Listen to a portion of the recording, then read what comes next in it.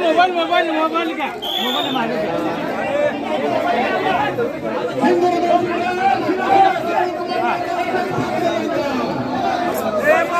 Mobile mobile खाली बरोबर आहे बरोबर आहे बरोबर आहे भाई मग काम आहे बामी फोन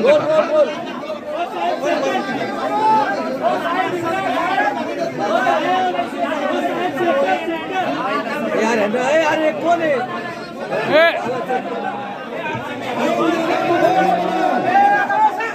हो अप्पा सारखा मागा तुम्ही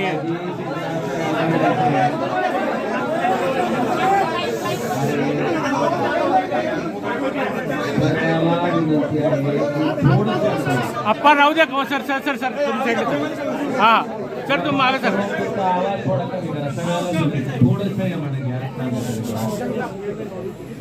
सगळं झालं का तुमचा आवाज करू नका. हे दादा खाली घे की आज मी लाईव्ह चालू आहे तू धाराशिव लोकसभा मतदारसंघातील माझ्या जीवाभावाच्या सगळ्या लोकांना विनंती केली होती की आज आपण या ठिकाणी उपस्थित राहावं. माझ्या आव्हानाला प्रतिसाद देत माझ्या लोकसभा कार्यक्षेत्रातील सगळी जीवाभावाची माणसं आज या ठिकाणी उपस्थित होती. जवळपास 4:15 पासून आता 8 वाजत आले. सगळ्यांशी चर्चा आम्ही त्या ठिकाणी केली. सगळ्यांचं मत त्या ठिकाणी जाणून घेतलं आणि ही सगळी मतं जाणून घेतल्याच्या नंतर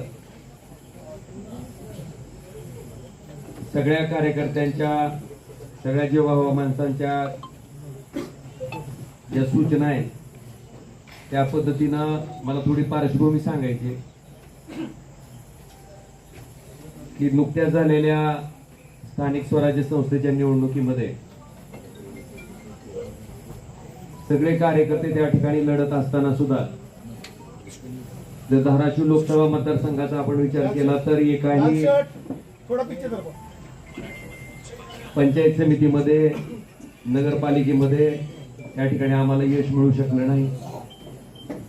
अनेक सामान्य कार्यकर्ते अतिशय चांगल्या पद्धतीने काम करणारे कार्यकर्ते सुद्धा या निवडणुकीत अतिशय वाईट पद्धतीने त्या ठिकाणी पराभूत झाले.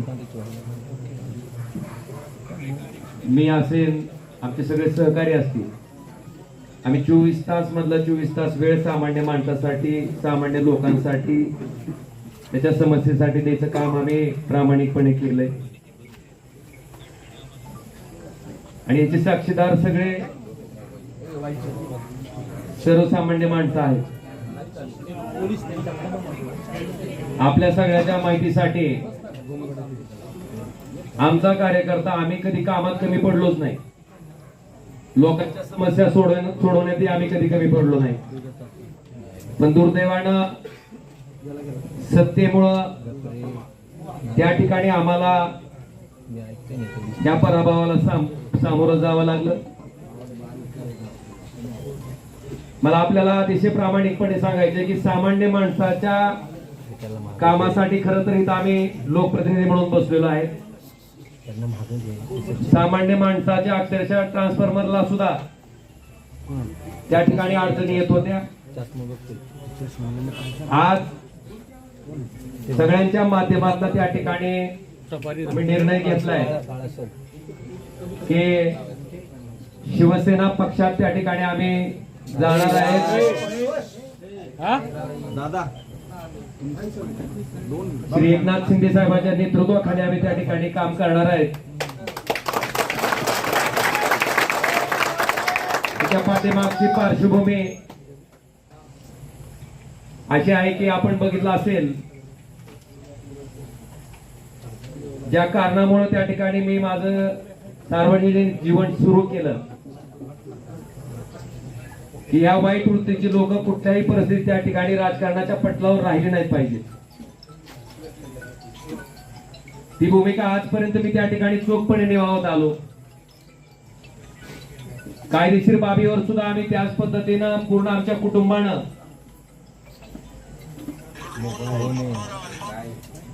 महाराष्ट्र पोलीस जे तपास करत होते, कळंबोली पोलीस स्टेशन जे तपास करत होते, ते दबावाखाली करतंय आणि इथून आम्हाला न्याय मिळू शकत नाही. म्हणून हा तपास सीबीआय कडे वर्ग करावा अशी मागणी, अशी याचिका हायकोर्टात केल्याच्या नंतर या हत्याकांडाचा तपास त्या ठिकाणी सीबीआय कडे वर्ग झाला. 20 वर्ष अविरतपणे न्यायालयीन प्रक्रिया चालली.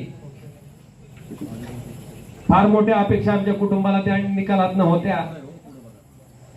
मेरिटवर निकाल येईल अशी अपेक्षा होती, पण दुर्दैवानं जो काही निकाल आला त्याच्यामध्ये सन्माननीय न्यायालय म्हणतंय की राजकीय वैमनस्य होतं, तेही मान्य करतंय.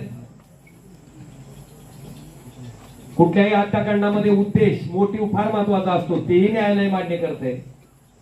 पण दुर्दैवानं कळंबोली पोलीस स्टेशनच्या तपासाला त्या ठिकाणी बेस करून मला वाटतं ज्या पद्धतीचा निकाल आला तो अतिशय दुर्दैवी होता. आणि अशा पद्धतीनं या निकालाचं दुःख, कारण ज्या दिवशी राजेसाहेब गेले त्या दिवशीचं जे दुःख होतं तशाच पद्धतीचं दुःख आमच्या पूर्ण कुटुंबाला काल सहन करावं लागलं. त्यांनाही ते पटलेलं नव्हतं. काल ज्या पद्धतीनं निकाल आला त्याच्या बाबतीत सीएम साहेब, देवेंद्रजी फडणवीस, श्री एकनाथ शिंदे साहेब यांच्याशी माझं बोलणं झालं. त्यांनी अमित शहा साहेबांबरोबरही माझं बोलणं करून दिलं. आम्ही त्यांना इतकीच विनंती केली की साहेब आम्हाला कुणाचा फेवर नकोय, पण आम्ही जे संघर्ष मागच्या 20 वर्षापासून करतोय, फक्त न्याय मागतोय, तो न्याय आम्हाला मिळवून द्यावा ही आम्ही कळकळीची विनंती त्या ठिकाणी केली. आणि आदरणीय एकनाथ शिंदे साहेबांनी स्वतः समोर येऊन स्टेटमेंट दिलं. आणि सीबीआय त्या ठिकाणी माननीय हायकोर्टात या प्रकरणाबाबतीत अपील दाखल करणार आहे. अपेक्षा इतकीच आहे की केसच्या मेरिटवर त्या ठिकाणी जो न्याय त्या ठिकाणी डावलला गेलाय तो आम्हाला न्याय मिळावा. आणि म्हणून या सगळ्या बाबीचा विचार केल्याच्या नंतर आपण जर आमची इथली राजकीय परिस्थिती बघितली असेल, बऱ्याच मंडळींना वाटतंय की आता तुमचा एक पक्ष, त्यांचा एक पक्ष. मी अतिशय प्रामाणिकपणे सांगतो की कुठलाही पक्ष असला तर अशा वृत्तीला राजकारणातनं थांबवण्यासाठी जे काय करावं लागणार आहे त्यासाठी ओमराजे कधीच थांबणार नाही ना मला कोणी रोखू शकत. आज ज्या सत्तेची ताकद घेऊन त्या ठिकाणी आमच्यासारख्या सर्वसामान्य कार्यकर्त्यावर जो अन्याय होतोय, आज गावागावातल्या माणसाला त्या ठिकाणी थांबवलं जातंय. अनेक लोकोपयोगी काम आहेत.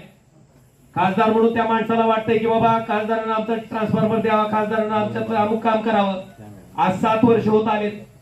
त्या माणसाच्या अपेक्षा फार मोठ्या आहेत. मला वाटतंय निश्चितपणे या सगळ्या अपेक्षांना न्याय द्यायचं काम मी निश्चितपणे प्रामाणिकपणे इथून पुढच्या कालखंडामध्ये करत राहीन. आणि आपल्या सगळ्याच्या माहितीसाठी सामान्य माणूस ओमराजेला ओळखते. 2009 पासून ते आजपर्यंत, 2006 पासून ते आजपर्यंत त्या सामान्य माणसासाठी मी काय काम करतो हे सामान्य माणसानं बघितलंय. तर माझ्याकडे मोठे प्रस्थापित माणसं कोणीच नाही.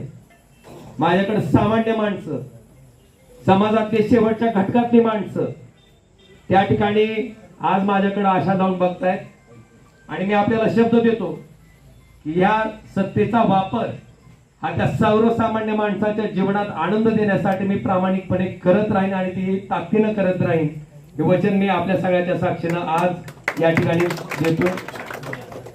आणि आम्हाला खात्री आहे की ज्या पद्धतीनं धावून जाऊन काम करायचा त्यांचा स्वभाव आहे त्या पद्धतीने ते निश्चितपणे धावून येतील आमच्या प्रत्येक, कारण आमचं काय वैयक्तिक कुठलंच काम नाहीये. माझं कुठलंच काय असंही नाही किंवा काहीतरी वेगळा व्यवसाय माझा चालू आहे आणि त्या व्यवसायाला संरक्षण घेण्यासाठी मला जायचं आहे ना. माझ्यावर काही ईडीसी द्यायची धाड पडली असंही नाही.